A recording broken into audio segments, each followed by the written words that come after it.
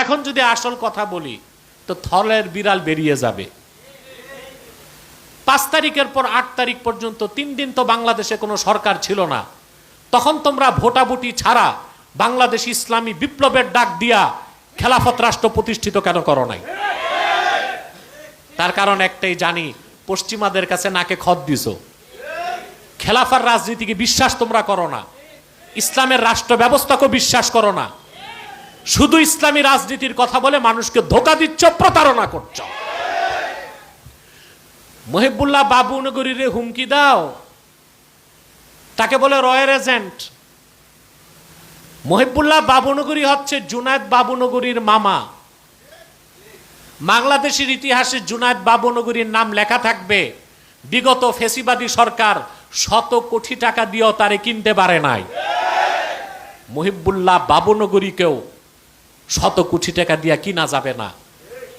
কথা একটু চোকা চোকা বলে লাগে, তাই বলে রয়ের এজেন্ট বানাই দিবা? তোমরা যারা পূজা মণ্ডপে যে লাড্ডু খাও, তোমরা হচ্ছ রয়ের সবচেয়ে বড় এজেন্ট।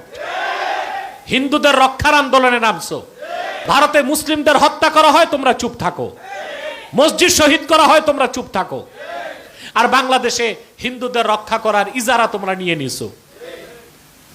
মন্দির পাহারায়, পূজা মণ্ডপ পাহারায় এখন মৌলবী সাহেবরা ইমামতি বাদ দিয়ে এই কাজ ধরছে।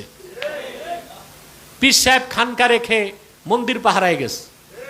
রাষ্ট্রে পুলিশ নাই, সেনাবাহিনী নাই, আইন শৃঙ্খলা রক্ষাকারী বাহিনী নাই, তো এগুলো তারা রক্ষা করবে। তারা দায়িত্বশীল, প্রজাতন্ত্রের দায়িত্ব পাইছে তারা। তাহলে মোলামা পীর মাশাইখকে শেরকি কাজে কেমনে যায় প্রতিরক্ষা করতে? এটা তো মুসলমানের কাজ না। হ্যাঁ, প্রশাসন ওটা ভিন্ন জিনিস। প্রশাসন রাষ্ট্রের দায়িত্ব নিছে, রাষ্ট্রের প্রত্যেকটা পক্ষকে সে কি দিবে? এটা কি আলেমের কাজ, পীর সাহেবের কাজ, ধর্ম উপদেষ্টার কাজ? এবারটা মৌলবী সাহেব মানুষ, আগাগোড়া মৌলবী। এ দেখি গির্জায় যে নাচানাচিও দেখে, আর হিন্দুদের মণ্ডপে যায়া প্রসাদ খাইছে কিনা দেখি নাই, উপস্থিত হয়। এই আমাদের কপালে জুটছে একজন ধর্ম উপদেষ্টা। আল্লাহ তারে হেদায়েত করুক।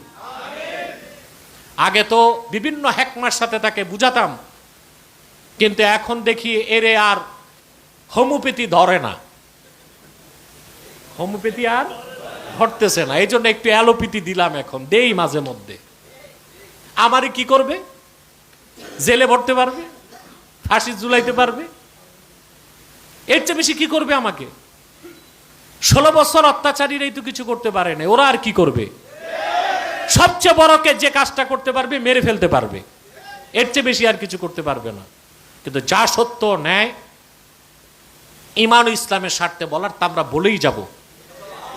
হাত্তা আমুতা, আমি মৃত্যুর স্বাদ গ্রহণ